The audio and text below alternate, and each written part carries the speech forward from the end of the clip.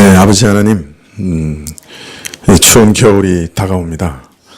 저희 마음도 움츠러듭니다.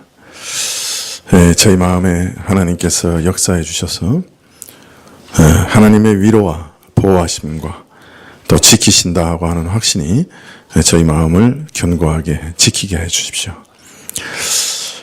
이 나라가 참 지진을 만나서 모든 사람들이 마음이 두려워합니다. 또 이재민들도 많이 생겼습니다. 저들을 위로해 주시고 추운 겨울을 잘 날 수 있도록 도와주십시오. 혹 하나님 이 일을 통해 저희 신자들에게도 말씀하실 일이 있다고 하면 저희에게 깨우쳐 주십시오. 저희가 혹 돌이킬 일들이 있다고 하면 돌이키게 하시고 배울 것이 있으면 배우게 해 주십시오. 그러나 무엇보다도 저희를 항상 하나님께서 세밀하게 지키시고 돌보신다고 하는 믿음을 잃지 않도록 도와주십시오. 아버지 하나님, 참 지난주에 기도드렸는데 수능을 위해서 다시금 기도드립니다. 우리 딸들이 시험을 연기되어서 참 하나님 앞에서 또 일주일 동안 공부하게 생겼습니다. 하나님 오히려 이러한 기회를 선용할 수 있도록 건강을 지켜주시고 또 끝까지 집중력을 잃지 않도록 도와주시기를 간절히 기도합니다. 아버지 하나님, 저희가 김장도 있고 또 특별히 해외 단기 선교를 위해서 준비합니다. 주님, 우리 자녀들이 많이 참여하기를 원해 신청했는데 저에게 지혜를 주시고 또 필요한 것들을 채워주십시오. 주님, 그래서 또 자녀들이 가서 보고 또 많은 것을 느끼고 배워올 수 있도록 허락해 주시고 오가는 길 지켜주시고 건강을 지켜주시기를 간절히 기도드립니다. 주님, 주님께서 저희를 참으로 가까이서 세밀하게 돌보시는 것을 저희가 늘 체험할 수 있도록 도와주시고 살아계신 하나님을 늘 만나며 하나님과 동행하는 삶을 살게 하여 주십시오. 오늘도 우리가 헌금 드렸습니다. 저희가 주님의 것인 것을 고백하는 헌금입니다. 저희 전부를 대표해서 드렸습니다. 주께서 이 헌물 받으시고 또 저희를 주의 것으로 인치시고 저희 자녀들과 산업을 주의 것으로 인정하여 주옵시고 지켜 돌보아 주옵소서. 선거대 찬양 받아주시고 또한 말씀을 전할 때 주께서 은혜 베풀어 주시옵소서. 송찬식이 있습니다. 주님 임재하여 주시옵소서. 모든 것 주께 의탁드리고 예수님의 이름으로 기도합나이다. 아멘. 네, 말씀은 디모데후서 1장 12절입니다.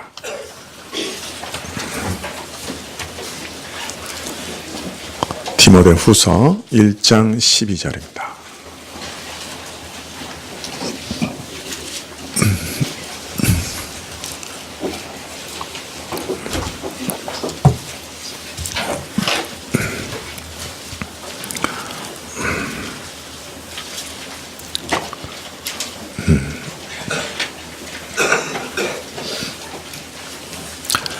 디모데후서 1장 12절 제가 봉독해 드리도록 하겠습니다. 이를 인하여 내가 또 이 고난을 받되 부끄러워하지 아니함은 나의 의뢰한 자를 내가 알고 또한 나의 의탁한 것을 그날까지 저가 능히 지키실 줄을 확신함이라. 아멘.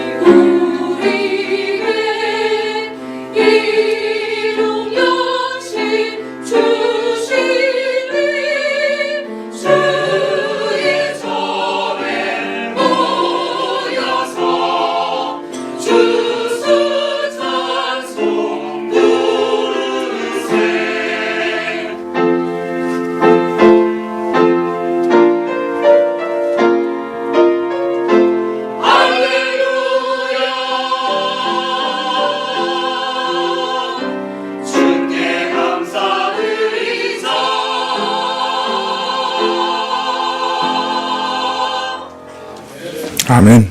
감사합니다. 잘 나가던 개업의였던 강원희 씨가 의료 선교사가 되기로 결심합니다. 속초에서 개업한 지 한 11년쯤 되었었는데 그전에는 이제 무의촌에서 고생하다가 이제 겨우 생활이 막 피려고 하는데 선교사로 나간다고 하니까 아내가 억장이 무너졌습니다. 그래서 좀 우리는 편안하게 살면 안 되냐, 아내가 이제 질문했어요. 이 강훈희 선교사가 속초에 사니까 생선을 많이 먹잖아요. 아마 생선을 보면서 얘기했는지 모르겠어요. 내 삶의 머리나 꼬리가 아닌 가운데 토막을 하나님께 드리고 싶소. 여보, 갑시다. 이래가지고 이제 아내를 설득합니다. 그래서 1982년 49세 때 네팔로 선교의 첫 발을 내디디게 됩니다. 병원에 올 수 없는 자들을 찾아서 간호사 출신 부인과 함께 이동 진료를 하기도 하고, 자기 피를 수혈해 가면서 중환자를 살려내기도 하고, 또 살려낸 환자들에게 또 식료품 같은 걸 사가지고 신방하기도 하고, 그렇게 섬겼죠. 근데 한 번은 30대 중반쯤 되는 부인이 병원에 찾아왔는데 진단한 결과 장폐색이었습니다. 장이 막혀서 그 완전히 막히면 2, 3일 내에 사망하거든요. 그래서 마취를 하고 급히 수술을 해야 되겠는데 장비가 없어서 그물망 마스크를 환자 입에 밀착시키고 마취약을 떨어뜨려 마취시키는 방법을 사용했습니다. 근데 이럴 때 위험한 것은 음식물이나 역류한 소화액이 폐로 들어가면 흡인성 폐렴이 생겨서 금방 사망에 이를 수가 있었습니다. 그 위액 같은 것이 폐로 들어가면 그 폐를 녹여버리거든요. 그래서 맞죠, 의사 선생님? 제가 잘 모르고 엉뚱한 소리 하는 거 아닌지 모르겠는데. 그런데 수술이 끝날 무렵에 염려했던 일이 생겼습니다. 환자가 구토한 오물이 폐로 들어가서 흡인성 폐렴이 생긴 것이죠. 환자는 급속도로 악화됐고 맥박이나 호흡이나 죽음의 문턱에 이르는 순간이 이르렀습니다. 그 순간 그는 갑자기 기도해야 되겠다 하는 생각이 들어서 조용한 곳을 찾아가서 기도하기 시작했습니다. 하나님이 부르셔서 여기까지 왔습니다. 하나님, 저 환자를 제발 살려주십시오. 제 능력 밖의 일이 됐습니다. 주님께서 저 생명을 살려주십시오. 그렇게 간절히 기도했는데 자신은 잠깐 기도한 줄 알았는데 나중에 보니까 3시간 반을 기도했다. 그렇게 간증하고 있습니다. 근데 회복실에 가보니까 환자가 살아난 거예요. 맥박이나 호흡이나 모든 것이 정상으로 돌아왔어요. 자기는 그 의사로서 생각하기에 이거는 기적이다 그렇게 생각했다고. 다 파괴된 폐쇄표가 다시 돌아온 그런 기적이다 그렇게 생각했다고 합니다. 부패한 폐쇄표가 다시 돌아오다니. 자기도 놀랬다고 그렇게 기록하고 있습니다. 강원희 선교사는 이렇게 기록합니다. 선교사를 시작할 때는 하나님께 의탁한다고 하는 것이 뭔지 잘 몰랐습니다. 말로는 하나님 없이는 살 수 없다고 늘 말했지만 하나님께 전적으로 의지하는 것이 무엇인지는 잘 몰랐습니다. 그런데 이런 체험들이 내 삶에 계속되자 나는 의식적으로 결심한 것은 아니지만 자연스럽게 하나님을 전적으로 의지하고 기도하는 사람이 되었습니다. 이제 이렇게 간증하고 있습니다. 바울도 일평생 동안 자신이 믿어온 분이 누군지를 체험 가운데 잘 알았습니다. 자신의 지나온 삶을 통해 그의 신실하심을 경험했습니다. 그래서 그가 누구신지 알았습니다. 갖가지 시험과 유혹과 위기 그리고 절망 가운데 건져내시고 도우시는 전능하신 하나님을 바울은 알게 되었고 신뢰하게 되었습니다. 그래서 이제 나의 의탁한 것을 그날까지 저가 능히 지키실 줄을 확신한다고 오늘 말하고 있습니다. 신실하게 응답하셨던 과거의 경험을 토대로 앞으로도 미래도 자신이 의탁한 것을 하나님께서 능히 지키실 것을 확신하였던 것이죠. 바울은 앞날을 주께 의탁했습니다. 주님께 자신의 소중한 것들을 맡겼습니다. 바울은 깊은 안정감 가운데 주님을 의지했습니다. 그는 흔들림 없이 주님을 신뢰했습니다. 주님께 모든 것을 맡겼습니다. 사실 우리 신자들이 겪는 일이나 세상 사람들이 겪는 일이나 어떻습니까? 큰 차이가 있습니까? 없습니까? 세상 사람들 겪는 거 우리 다 겪습니까? 안 겪습니까? 다 겪죠. 그러면 신자하고 불신자들하고 무슨 차이가 있습니까? 신자, 불신자나 겪는 일이 똑같다 한다면 그럼 뭐가 차이가 있는 거예요? 그런데 신자들이 이 세상에서 불신자들과 다른 점이 있습니다. 그것은 똑같은 일을 경험하지만 이 모든 일 가운데 신자들은 기이한 안정감을 느끼며 산다는 겁니다.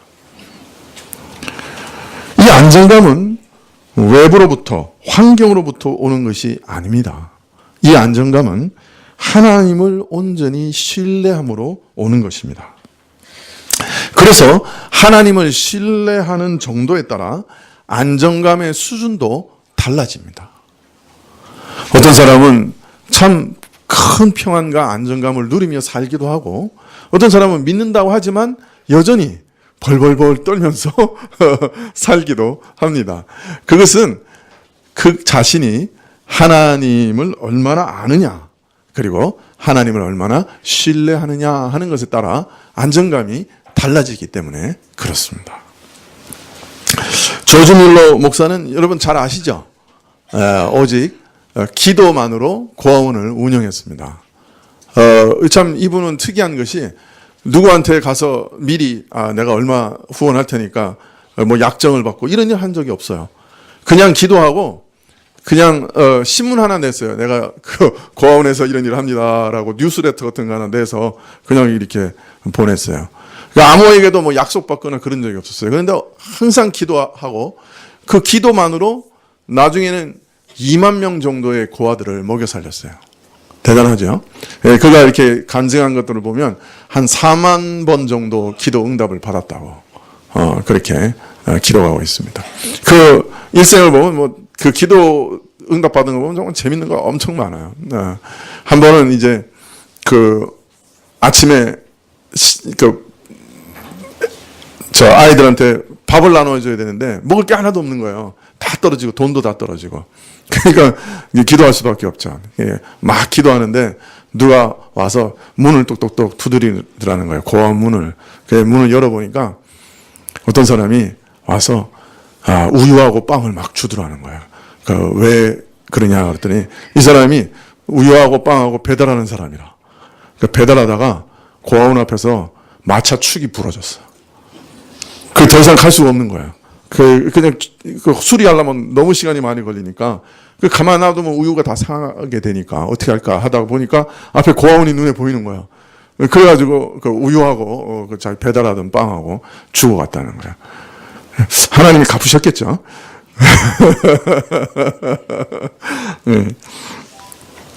네, 그가 애슐리 타운에 이제 고아원을 크게 세우고 고아들을 돌볼 때 일이었는데 어느 추운 겨울날 고아원에 보일러가 고장이 났습니다. 보일러를 고치려면 적어도 일주일은 걸려야 하기 때문에 고아원 전체가 비상이 걸렸어요. 직원들이 조지 뮬러에게 달려와서 아우성을 쳤습니다. 큰일 났습니다. 영아들이 있는 동에도 보일러가 고장나서 영아들이 다 죽게 생겼습니다. 그러자 뮬러 목사는 조용히 일어나서 성경을 옆구리에 낀 채로 교회를 향해 저벅저벅 걸어갔습니다. 그리고 밤을 새워 부르짖어 기도했는데 날씨를 주장하시는 하나님 아버지, 이 어린아이들은 하나님이 저에게 맡기신 생명들입니다. 이 어린아이들의 아버지는 하나님이시고 저는 총무입니다. 아버지 하나님, 시간과 때를 주장하시는 아버지께서 일주일 동안 영국의 날씨를 봄 날씨로 변화시켜 주십시오 하고 부르짖었습니다. 그 부르짖는 동안에 갑자기 동풍이 불기 시작했습니다. 그리고 영국 전체가 온화한 봄 날씨로 변화되었습니다. 그때는 지금같이 기상이변도 흔치 않았던 때인데 조지 밀러가 기도할 때 어떻게 된 건지 동풍이 불어왔습니다. 동남풍이 불어서 북풍을 막았습니다. 영국 전체가 온실이 되었습니다. 보일러를 수리한 후 정상적으로 가동이 되자 다시 한겨울의 세찬 바람이 쌩쌩 불어왔습니다. 조지 밀러는 자신이 믿는 하나님이 누구신지 알았습니다. 자신에게 맡기신 아이들을 죽이실 분이 아니라는 것을 알았지요. 그래서 안정감 가운데 주님께 모든 것을 의탁했습니다. 우리도 이런 안정감 가운데 살 수 있다면 얼마나 좋겠습니까? 어떻습니까? 여러분, 우리 외부적인 환경을 보면 항상 벌벌 떨어야 됩니다. 벌벌 떨 수밖에 없는 환경이잖아요. 그죠? 근데 이런 안정감 가운데 살 수 있다 그러면 얼마나 좋을까요?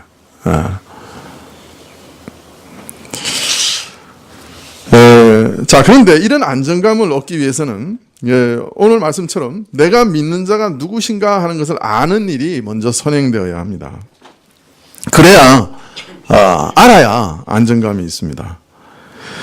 하나님이 누구신지를 아는 일이 깊어질수록 우리의 신뢰와 안정감도 증가하게 됩니다. 그런데 이 일 가운데는 항상 신앙의 모험과 훈련이 필요합니다. 하나님께 전적으로 맡기는 신앙의 모험이 필요해요. 하나님께서 도우시지 않으면 저는 망할 수밖에 없습니다. 죽을 수밖에 없습니다. 하면서 하나님의 품에 전적으로 뛰어드는 신앙의 모험이 필요합니다. 많은 분들이 머리로는 아시고 성경 공부해서 아시죠. 하나님 누구시냐? 전능하신 분이다. 믿죠. 머리로. 그런데 어려움이 생기면 하나님을 신뢰하고 하나님께 전적으로 맡기지 못합니다. 위기의 순간에 하나님께 탁 맡기지를 못하는 거예요. 그래서 하나님께서는 그런데 이런 사람들을 또 짓궂으신 건지도 모르지만 종종 훈련하십니다. 그리고 하나님 없이는 해결할 수 없는 문제들을 만나게 하시고 어떤 면에서는 하나님께서 하나님 외에는 해결할 수 없는 일들을 일으키십니다. 그리고 맡기는 훈련을 시키시는 거죠. 이렇게 맡기는 게 뭐다 하는 것을 우리 마음에, 우리 심령에 경험할 수 있도록 하시는 거예요. 그리고 이런 일들을 계속 반복해 가심으로 인해서 우리가 하나님이 누구신지를 더 깊이 알게 하시고, 그리고 안정감 가운데, 평안 가운데 살아가게 하십니다. 제가 오후 1시에 우리가 이제 성경 공부하는데, 성경 공부하는 거 아세요? 1시에? 네, 누구나 오실 수 있는 거 아시죠? 4층에서 성경 공부합니다. 반응이 없네요. 우리가 4층에서 성경 공부 지난번에 할 때 제가 말씀드렸어요. 이 의탁하는 거는 수영을 배우는 거하고 매우 닮았다. 여러분, 처음 수영을 배울 때 강사가 뭐 가르칩니까? 발로 물 차는 법, 뭐 이렇게 손 휘젓는 법, 뭐 호흡하는 법, 뭐 이런 거 가르치죠. 그래서 가르쳐주면 물에 뜹니까? 안 뜨죠. 처음에 막 배운 대로 막 발로 차고 막 손을 휘젓고 수영장 벽을 발로 탁 차면서 나가면 어떻게 합니까? 쫙 갑니까? 아니면 꼬르륵 가라앉습니까? 쫙 가는 사람은 그 운동신경이 굉장한 사람이고요. 대부분 꼬르륵 가라앉습니다. 그래가지고 가라앉지 않으려고 발버둥을 치면 칠수록 어떻게 됩니까? 더 빨리 힘이 빠지고 더 빨리 가라앉습니다. 그죠? 경험해 본 사람 압니다. 근데 어느 날 갑자기 머리를 물속에 쳐박습니다. 이건 모험이죠, 일종의. 물도 먹을 수 있고 더 가라앉을 수도 있습니다. 물 위에 자기를 쫙 던져 넣습니다. 그러면 이상하게 가라앉을 것 같은데 물이 밑에서 받쳐줍니다. 그걸 깨달아야 되는 거예요. 그걸 딱 깨달아야 이제 수영이 이제 시작되는 거예요. 무리에 평안이 떠 있게 됩니다. 몸에 힘이 빠진다는 말이 무슨 말인지 알게 됩니다. 그때 발차기를 하고 팔을 휘두르면 부드럽게 힘 안 들이고 앞으로 나갈 수 있습니다. 이건 강사가 아무리 말로 설명해도 못 배웁니다. 그래서 강사가 어떤 때는 와서 머리를 물속에 쳐 박습니다. 경험하라고. 그래도 모르는 사람은 모릅니다. 누구라고 말은 안 하겠습니다.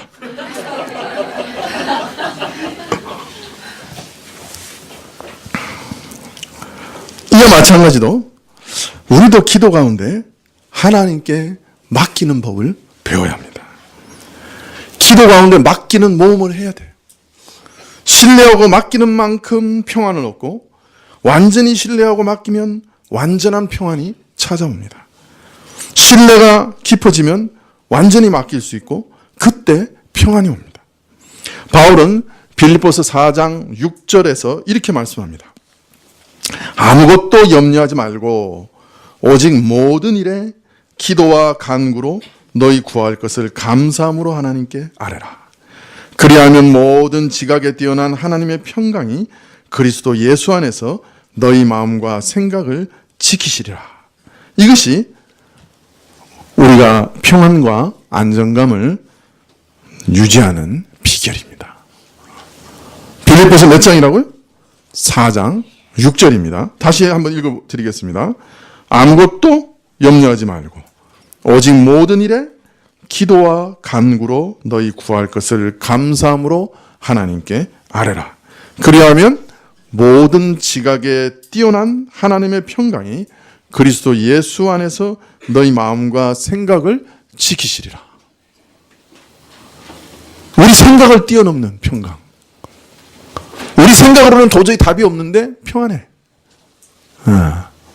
이게 평안을 지키는 방법입니다. 여러분, 하나님께 의탁하는 것, 이게 사실은 믿음의 핵심입니다. 믿음의 본질이 바로 이거예요. 하나님께 맡기는 것. 믿는다는 말이 뭐냐? 그러면 맡기는 거예요. 하나님이라는 인격에게 맡기는 거예요. 어떤 교리나 어떤 사상이나 어떤 생각에게 맡기는 게 아니에요. 살아계신 하나님께 나를 맡기는 거예요. 부탁하는 거예요. 그게 믿음이에요. 그걸 믿음이라고 그래요. 그래, 믿는다 그러면서 안 믿는 거예요. 내가 헤엄쳐가지고 떠 있으려고 그래요. 신자는 그렇게 살지 않아요. 맡기면서 사는 거예요. 우리 삶에 염려가 찾아옵니다. 위기가 찾아옵니다. 염려 없는 삶 없어요. 위기 없는 삶 없어요. 세상 사람이나 신자나 마찬가지로 똑같이 당합니다. 그러나 신자는 그때 뭐 할 수 있어요? 기도할 수 있습니다. 기도할 수 있어요. 빌립보서에 말씀하세요. 아무것도 염려하지 말고, 될 수 있는 대로 염려하지 말고, 그렇게 얘기해요? 아니요. 아무것도 염려하지 말래요. 이게 가능해요? 우리는 이렇게 얘기할 수 있을지 모르겠어요. 될 수 있는 대로 염려하지 말고 이렇게는 얘기할 수 있을지 모르겠어요. 근데 아무것도 염려하지 마라. 이게 가능해요?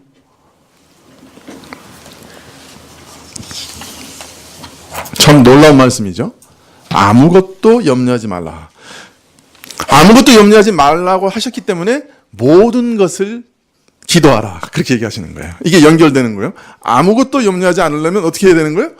모든 것을 기도해야 되는 거예요. 그래서 여러분, 염려가 생기면 그 염려는 바로 뭐의 찬스예요? 기도하는 찬스예요. 여러분, 염려하고 근심하고 계세요? 그것은 기도하라는 하나님의 사인이에요. 모든 일을 기도하라고 그러셨어요. 그러나 우리가 모든 일을 전적으로 하나님께 부탁하는 일은 쉽지 않아요. 아까도 말씀드렸지만 우리는 절망적인 상황이 돼서 내가 해보고 아무것도 할 수 없게 했을 때 그때 비로소 하나님께 맡길까 생각이 드는 사람이에요. 선교사로 나간 사람도 자기가 끝해서 살리려고 최선을 다하다가 사람이 이제 정말 죽을 수밖에 없구나 생각했을 때 기도하는 거예요. 그 참 이상하죠. 우리는 그냥 막 죽을 등 살등 먼저 헤엄쳐보고 이제 죽을 수밖에 없구나 할 때 겨우 맡기는 거예요. 어떻게든 해보려고 노력을 해요, 우리가. 네. 탁 맡기지를 못해요. 왜 그렇죠? 그것은 우리 자신을 아직 잘 모르기 때문에 그래요. 우리 자신의 삶의 실상을 우리가 잘 모르기 때문에 그래요. 예수님께서 우리에게 이렇게 말씀하셨어요. 네, 마태복음 6장 27절에 너희 중에 누가 염려함으로 그 키를 한 자나 더할 수 있느냐? 여러분, 염려에 무슨 능력이 있어요? 근심하면 무슨 능력이 생겨요? 염려하면 키가 한 자나 더 하느냐? 근데 여기서요, 키라고 번역을 했는데, 헬리키아라고 하는 헬라어 단어는 키라고도 번역할 수 있는데, 인생의 길이를 뜻할 때도 있어요. 그래서 여기서 한 자라고 했기 때문에, 그죠? 몇 센치라도 크게 할 수 있느냐 해서 키라고 번역한 거예요. 근데 사실은 키라고 번역 안 해도 돼요. 너희 생명의 길이를 몇 센치라도 늘릴 수 있느냐. 그렇게 번역할 수도 있어요. 이 번역도 상당히 괜찮은 번역인 것 같아요. 너희가 근심한다고 해서 생명을 한 자라도, 생명의 길이를 한순간이라도 연장할 수 있느냐. 너희가 그런 능력이 있는 사람들이냐. 사도행전 17장 25절 이하에 보면 또 무엇이 부족한 것처럼 사람의 손으로 섬김을 받으시는 것이 아니니 이는 만민에게 하나님께서 생명과 호흡과 필요한 만물을 친히 주시는 자이시기 때문이라. 사람에게 뭔가 필요한 것처럼 섬김을 받을 필요가 있는 분이 아니래요. 오히려 만민에게 생명과 호흡과 만물을 주시는 분이 우리 하나님이라. 인류의 모든 족속을 한 혈통으로 만드사 온 땅에 거하게 하시고 저희의 연대를 정하시며 거주의 경계를 하나셨으니 이는 사람으로 하나님을 혹 더듬어 찾아 발견케 하려 하심이로되 그는 우리 각 사람에게서 멀리 떠나 계시지 아니하도다. 우리가 그를 힘입어 살며 기동하며 있느니라. 오늘 내가 호흡하고 살고 움직이는 것도 하나님을 의지해서 하나님이 주시는 힘으로 살아간다는 거예요. 왜 모든 일을 기도하라고 하셨느냐? 왜 모든 일을 기도하라고 하셨냐? 실은 한 가지도 우리 힘으로 할 수 있는 것이 없기 때문입니다. 사도행전 17장에서는 심지어 숨 쉬는 것마저 하나님을 힘입어 숨 쉬는 것이고 살아 움직이고 무엇인가를 얻고 존재하고 모든 것이 하나님을 힘입어 그렇게 되는 것이다 라고 말씀하십니다. 사람은 어느 하나 제 스스로 감당할 수 있는 일이 없는 것입니다. 내가 숨 쉬는 것도 자동적으로 내가 하려고 해서 되는 것이 아닙니다. 이것도 하나님을 힘입어 하나님께서 내게 숨 쉴 힘을 주시기 때문에 숨이 붙어 있는 것이에요. 자, 그렇다면 어느 하나 내 힘으로 내 뜻대로 할 수 있는 게 있겠습니까? 이게 우리 인간의 실체입니다. 우리가 일의 배후와 이면을 다 들여다보지 못해서 마치 우리 힘으로 살아가는 것처럼 보이며 사람들이 우리가 눈앞에서 뭔가 막 일하는 것 같아서 사람이 하는 것처럼 보이지만 그러나 실상은 아무리 사소한 일이라도 하나님 도움 없이는 할 수 있는 일이 없습니다. 저는 요새 참 자질구레한 것들 많이 기도하게 됩니다. 며칠 전에는요, 사실은 환기를 시키려고 창문을 열러 갔어요. 근데 가다가 책상 위에 있는 수첩을 보고 수첩 속에 있는 내용을 점검하다가 내가 거기 왜 갔는지 잊어버렸어요. 황당하더라고요. 분명히 수첩을 보러 온 건 아닌데 내가 왜 그 방에 들어갔는지를 잊어버린 거예요. 저를 위해서 기도해 주십시오. 그래서 기도했어요. 주여, 왜 제가 여기 있나이까? 주여 제가 왜 이 방에 있나이까? 그걸 깨달았어요. 환기하러 왔구나. 그런 거는 뭐 유도 없이 말아요. 저 볼펜 잊어버리고 주여 이 볼펜이 어디 있나이까? 발이 달렸나이까? 하나님이 생각나게 하세요. 많은 경우.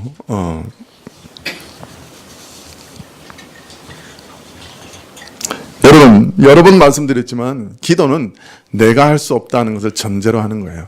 내가 할 수 있으면 내가 해버리죠. 왜 기도합니까? 기도라고 하는 것은 내가 할 수 없다라고 하는 걸 전제로 하는 겁니다. 그리고 내가 할 수 없는 모든 것을 기도할 수 있습니다. 내가 할 수 없는 것들이 많아지면 기도가 많아지겠죠. 왜 기도하지 않느냐? 내가 누군지를 몰라서 기도하지 않는 겁니다. 정말 내가 누군지 알면 기도합니다. 여러분, 아무것도 염려하지 말라 그러세요. 그런데 왜냐하면 염려는 우리 신앙을 무너뜨리는 가장 무서운 대적 중에 하나이기 때문에 그렇습니다. 여러분, 우리가 뭐 근심하는 게 뭐 굉장히 큰 거 아니잖아요. 여기 국가를 위해서 늘 염려하고 기도하는 분들 계실지 모르겠는데, 우리가 사실 국가를 위해서 매일 뭐 염려하고 기도합니까?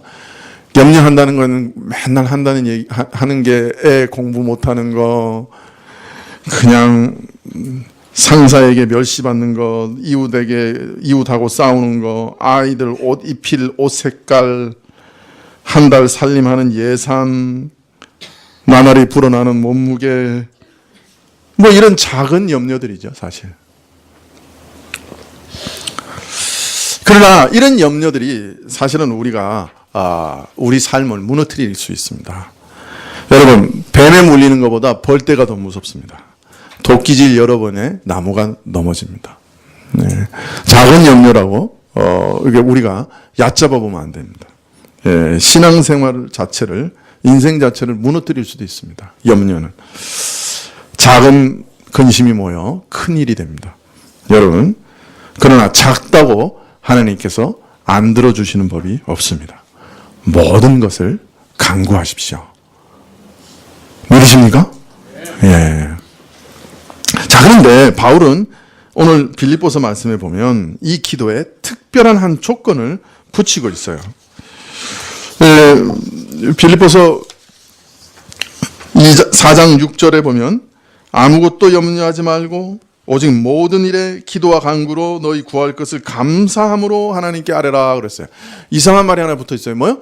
감사함으로 하나님께 아뢰라. 이렇게 말하고 있어요. 왜 감사함으로 하나님께 아뢰라고 했을까요? 여러분, 우리가 감사하려고 하면 뭐부터 해야 돼요? 감사하려고 하면 뭐부터 해야 돼요?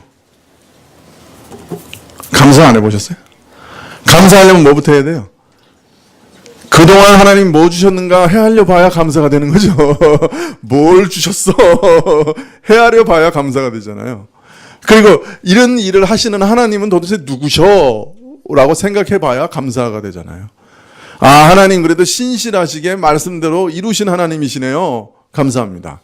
하나님, 내가 엄청 죄짓고 이렇게 사는데도 지옥에 안 떨어뜨리시고 예수님 때문에 오늘도 살려주시네요. 아, 긍휼이 많으시는 하나님이시네요. 감사합니다. 아니, 하나님이 누구신지 알아야 감사가 되죠. 여러분, 우리가 기도하려고 하면 맨 먼저 생각나는 게 원망부터 생각날 때 많아요. 아이, 왜 이런 일을 허락하셔가지고. 안 하시면 되지. 감사하면 생각이 달라져요. 원망이 사라져요.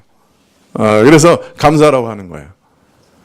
감사라고 하는 말은 하나님이 누구신지를 먼저 생각해 보라는 거예요.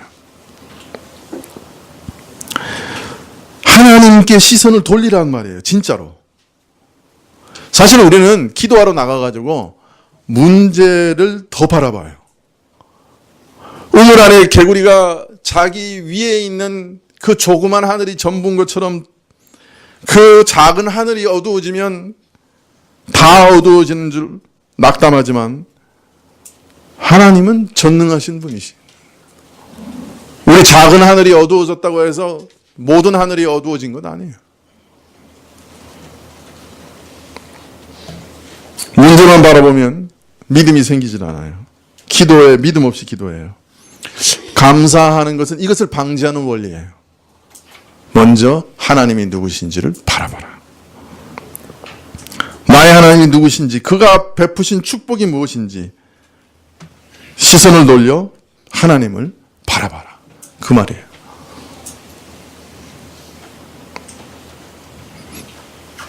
바울이 처음 빌립보에 도착했을 때 그 점치는 종에게 귀신을 내쫓았죠. 그것 때문에 억울하게 감옥에 갇혀서 시커먼 두들겨 맞고 지하 감옥에 갇혔습니다. 착고에 차였습니다. 메맞은 자리에 멍이 들고 피가 흘렀을 겁니다. 그런데 사도행전 16장에 보면 그날에 바울과 실라가 뭐 했다 그래요? 하나님을 찬송했다 그럽니다. 찬송하는데 그 결과가 어떻게 됐습니까?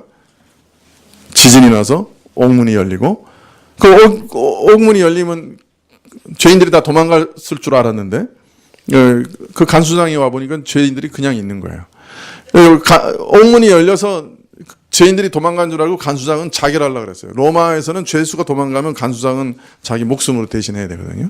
그런데 그 감옥에서 어둠 속에서 야, 우리 여기 안 도망가고 있어. 자살하지 마. 그래서 그 간수장 온 가족이 예수님을 믿습니다. 기도했겠죠, 밤에. 그러면서 찬송했습니다. 감사했습니다. 어떤 면에서 하나님을 위해 이렇게 고난받게 하신 것을 감사했는지도 몰라요. 이후에 바울은 빌립보 교회에 이 편지를 쓰면서, 빌립보서를 쓰면서 모든 일에 기도와 간구로 너희 구할 것을 감사함으로 하나님께 아뢰라, 그렇게 말합니다. 원망할 만한 상황이었죠. 그죠? 전도하러 왔는데 오자마자 그냥 전도하다마자 두들겨 맞고 감옥에 갇혔어요. 그러나 감사했어요. 하나님께서 나를 구원하신 은혜, 나를 지금도 인도하시고 지키신다고 하는 믿음 가운데 감사했겠죠. 여러분, 사실 우리가 우리에게 베푸신 세밀한 은혜들을 하나하나 감사하다 보면 사실은 하나님이 얼마나 우리에게 많은 것을 주셨는지 놀라게 됩니다. 안 주신 거는 한두 가지밖에 없어요. 진짜로. 근데 그거 꼭 원하는 거 안 주시죠. 나머지는 다 주시죠. 그래야 우리가 기도라도 하죠. 모든 거 100% 주시면 우리가 기도하나요? 근데 이상하게 한두 가지 빼고 다 주셨어요, 사실은. 다 주셨는데 우리가 모르는 거예요. 그러나 기도할 때 하나하나 세서 먼저 기도하다 보면 야, 하나님이 이렇게 많은 걸 내게 주셨네 하고 놀라게 됩니다. 여러분, 오늘 무슨 날이에요? 추수감사 주일이죠. 원래는 1년 동안 주신 추수를 하나님께 드리면서 감사하는 그런 날인데요. 오늘 우리 교회는 농사 짓는 분이 없으시죠. 그러나 텃밭은 지으시나요? 그러나 1년 동안 우리 삶의 열매를 하나님께 드리면서 감사하는 날입니다. 여러분, 오늘 주일 집에 가셔서 한번 1년 동안 하나님 내게 베푸신 것 중에 감사할 게 뭔지 좀 한번 살펴보시면 좋을 것 같아요. 세세하게 하나씩 하나씩 살펴서 주무시기 전에 하나님께 감사드리면 좋겠다, 그런 생각이 듭니다. 자, 이렇게 감사하면서 하나님이 누구신지를 기억하면서 하나님이 내게 베푸신 일들을 하나하나 기억하며 하나님께 감사하면서 이런 하나님께서 오늘 또 내가 부탁한 것을, 기도하는 것을 들으시리라 믿는 믿음으로 기도하면 하나님께서 주시는 첫 번째 응답이 뭐냐? 빌립보서 4장 7절에 그리하면 모든 지각에 뛰어난 하나님의 평강이 그리스도 예수 안에서 너희 마음과 생각을 지키시리라, 그렇게 약속하고 있습니다. 이 믿음은 참 이상한 거예요. 이 평강은 참 이상한 것이에요. 우리 지각을 초월하는 하나님의 평강. 어디서 이런 평안이 임하는지 그 근원을 알 수 없는 평안이에요. 어떤 면에서는 하나님의 평안이기 때문에 이상한 평강이 내 마음과 생각을 지키십니다. 뭐 기도가 당장 응답받은 것도 아니고 환경과 상황이 완전히 바뀐 것도 아닌데 기쁨이 내 마음을 지배하고 염려와 고통을 삼켜버리며 괴로움과 어려움 가운데 고요하게 내 심령을 하나님께 맡길 때 나를 위로하시고 도우시는 하나님께서 내 마음에 먼저 깊은 평강을 경험하게 하십니다. 이 점이 평안해요. 이 평안은 굉장히 능력이 있는 것이라서 위급한 위기와 어려움 속에서도 평안을 유지할 수 있게 하십니다.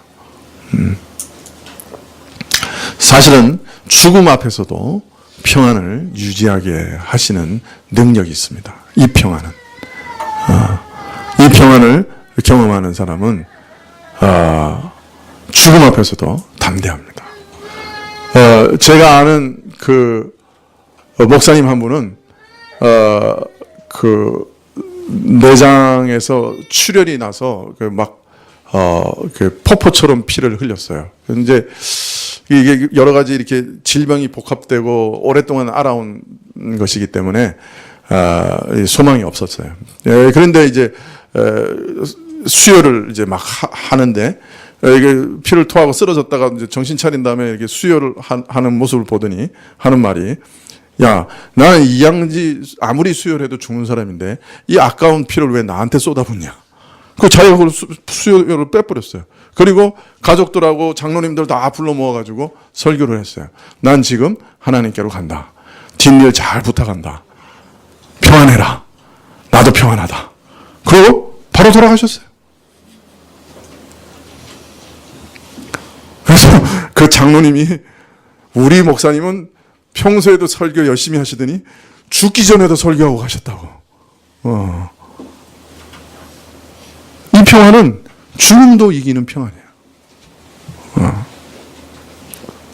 지금 사실 바울의 처지가 뭐예요? 언제 목배임 당할지 모르는 상황이란 말이에요. 그죠? 근데 나는 지금까지 내가 믿어온 분이 누구신지를 안다. 그리고 내가 부탁한 것을 그가 그날까지, 마지막 그날까지 지키실 줄을 내가 확신한다. 그렇게 고백하고 있는 거예요. 2000년 전에 로마 감옥에서 이 서신을 기록하는 바울이 경험했던 평강이고 안정감이고, 이후에 수많은 신자들이 경험했던 평안이에요. 신자라면 누구라도 경험할 수 있는 평안입니다.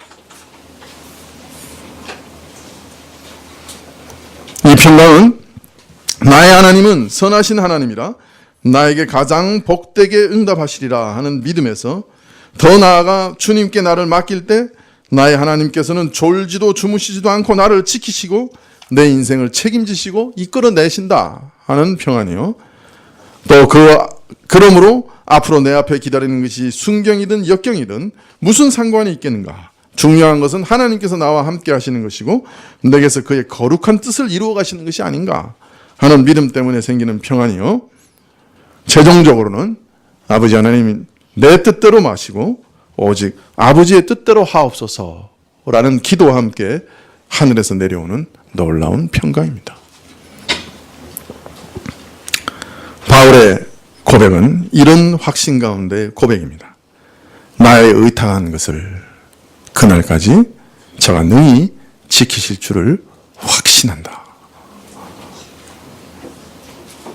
바울은 죽음 앞에서도 평안과 안정감을 가지고 있었습니다. 우리 성도님들도 모든 일에 하나님께 의탁하는 것을 배우시기를 축원합니다. 큰 일이든 작은 일이든 맡기는 법을 연습하십시오. 그리고 평안과 안정감을 늘 경험하시기를 소원합니다. 기도하시겠습니다.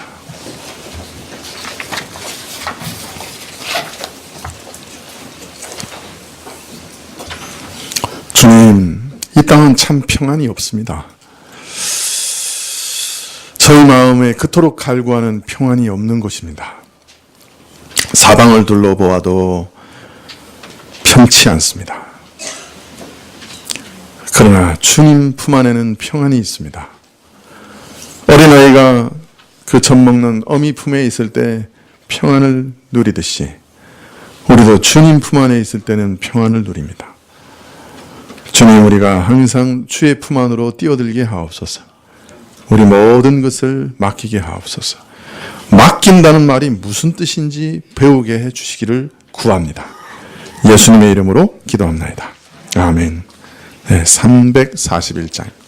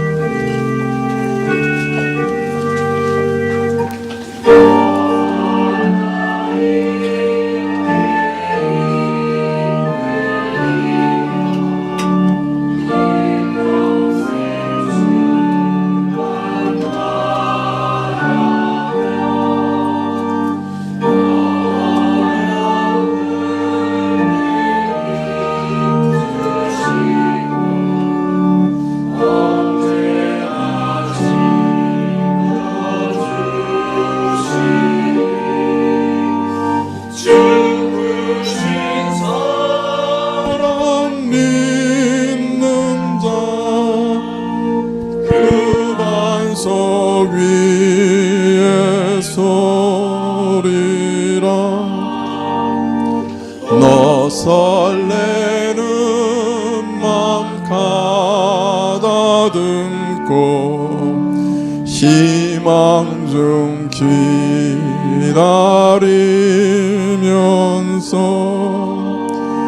그 은혜로신 주의 뜻과 사랑에 만족하여라.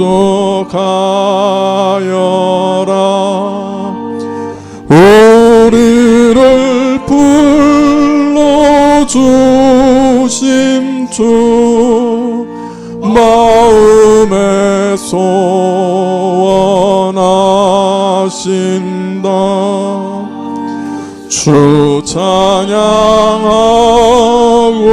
기도하며 내 본분 임소다하라. 주 약속하신 모든 은혜 내게서 이루어지리라.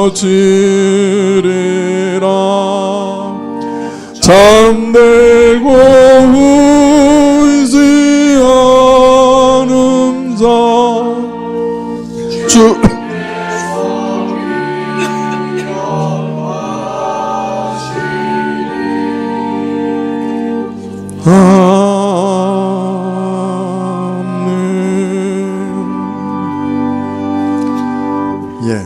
성찬은 하나님께서 우리에게 주신 선물입니다. 예수님께서 우리에게 두 가지 성례를 제정하셨는데 하나는 세례요, 하나는 성찬입니다. 세례는 우리 자신을 하나님께 온전히 드리며 내가 하나님의 것이 되었다고 하는 표입니다. 성찬은 내가 예수님과 하나가 되고 성령께서 내 안에 오시고 내가 성령 안에 들어가서 사실 예수님의 영이신 성령 안에서 내가 예수님과 하나 된다고 하는 고백입니다. 예수님께서 내 안에 오시고 내가 예수님 안에 들어갑니다. 그리고 이 성찬을 통해서 예수님의 모든 은혜가 내 것이 되었다고 하는 고백입니다. 예수님의 모든 의가 내게로 주어졌습니다. 왜냐하면 예수님 안에 내가 있고 예수님이 내 안에 계시기 때문에 내가 예수님과 온전히 연합되었기 때문에 예수님이 행하신 모든 공로가 내 것이 되었습니다. 그리고 더 즐거운 것은 내가 행한 모든 죄는 예수님 것이 되었습니다. 그래서 예수님께서 십자가에서 하나님 아버지 왜 나를 버리시나이까 하며 하나님의 무서운 저주와 심판을 받으실 때 내 모든 죄가 그 안에서 심판을 받았습니다. 내가 받아야 할 지옥의 모든 심판이 그리스도 안에서 다 해결되었습니다. 예수님이 다 받으셨죠. 그래서 이것을 즐거운 교환이라고 합니다. 내 죄는 누구에게? 그리스도에게 다 전가되고 그리스도의 모든 의, 공로는 내게 전가됩니다. 내게 주어집니다. 이것은 그리스도와의 연합을 통해서 이루어지는 것인데 내가 바로 그런 은혜를 받았습니다 하는 것을 확인하고 인치는 것이 또한 이 성찬의 효과입니다. 오늘 우리가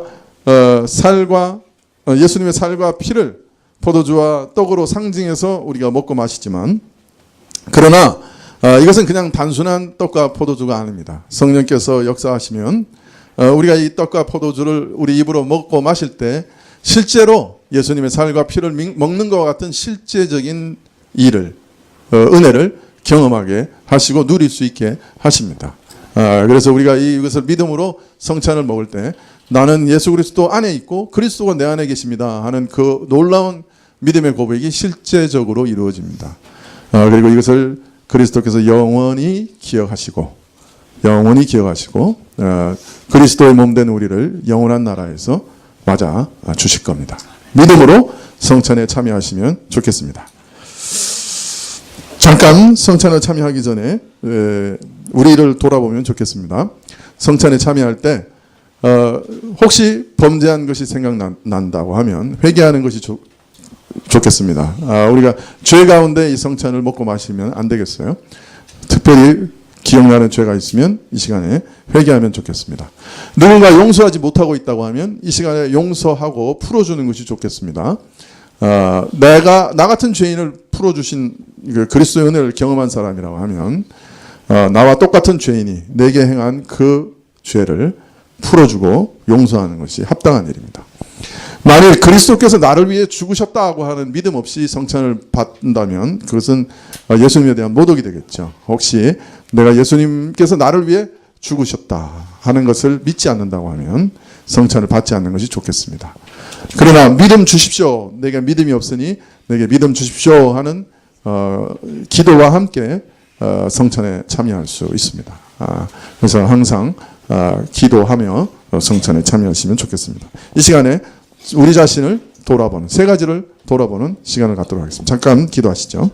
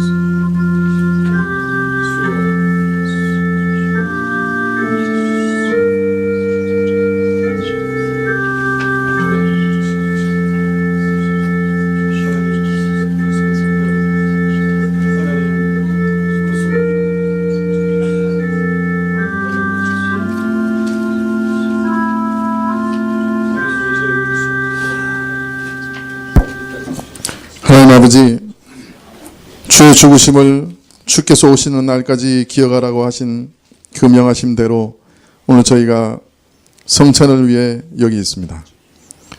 주께서 성령으로 임재하여 주시옵소서.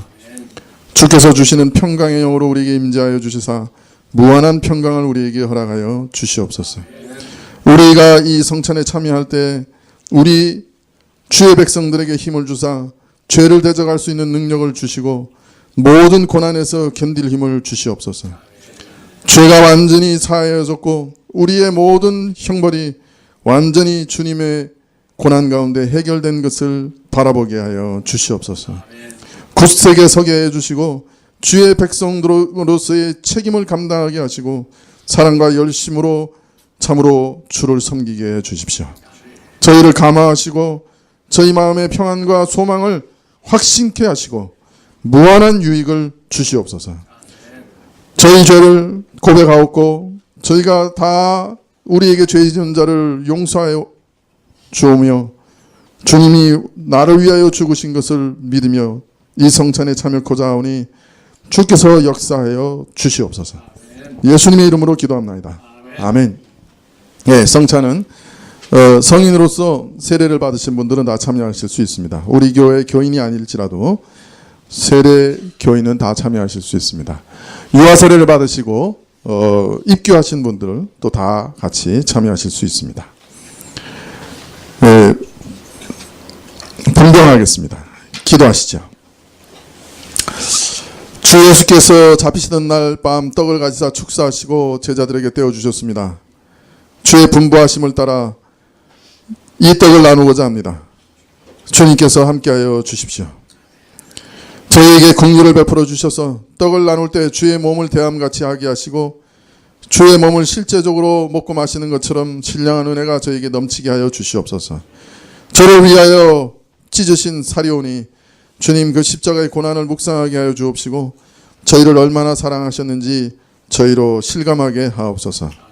참여하는 자들에게 생명과 능력을 확신케 하시는 거룩한 떡이 되게 하옵소서. 예수님의 이름으로 기도합나이다. 아멘.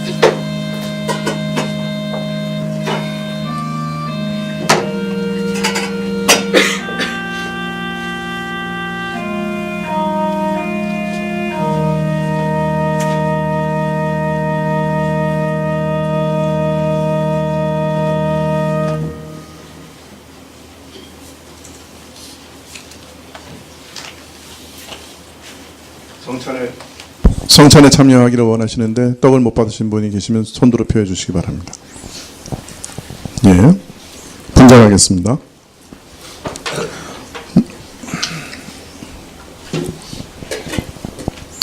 예, 주께서 떡을 나누신 후에 잔을 드셨습니다. 이 잔은 내 피로 세우는 새 언약이니 이것을 행하며 마실 때마다 나를 기념하라 하셨습니다. 이 잔을 대할 때 주님의 생명과 더욱 연합하는 복된 시간이 될 수 있게 주께서 역사하여 주십시오. 은총을 베풀어 주십시오. 참으로 이 잔을 먹음으로 우리가 죄를 이기게 하여 주십시오. 우리를 위해 흘리신 주의 피를 생각하며 우리도 다른 사람을 위하여 희생하고 봉사할 수 있게 역사해 주십시오. 추운 겨울에 가난한 자들을 생각할 수 있도록 도와주십시오. 주의 복음을 주님 오실 때까지 증거하게 해 주십시오. 주의 말씀을 순종할 능력을 허락해 주십시오.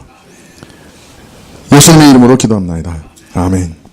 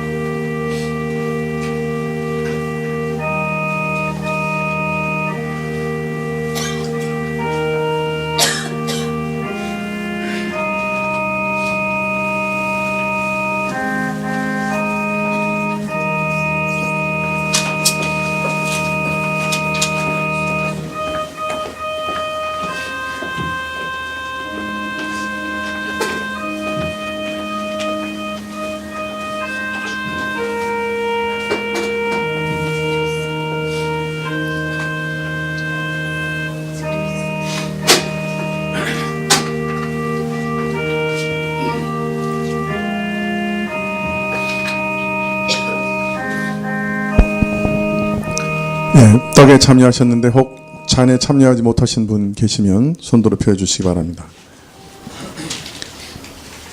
네, 찬송가 285장 찬송하시겠습니다.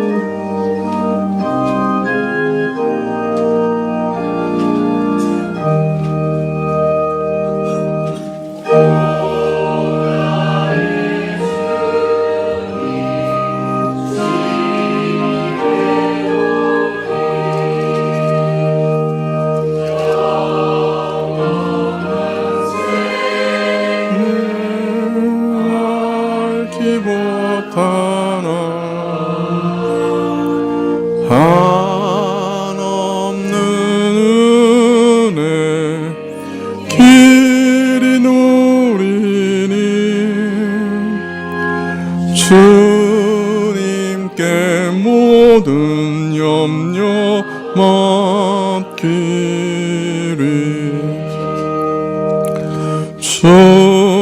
주님의 떡을 내가 먹으며 주님의 잔을 내가 마시고 근심의 짐을 벗어버리니 죄사함 받아 내 맘 새롭다 주 예수 밖에 도움 없사와 주님의 팔에 의지합니다 주 권능으로 힘이 솟아서 나 주 안에서 만족합니다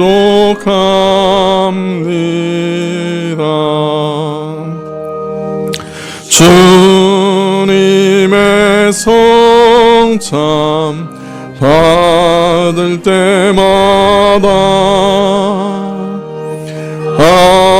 하늘의 기쁨 미리 맛보고 어린 양 잔치 참염같이 영원한 축복 내가 누리리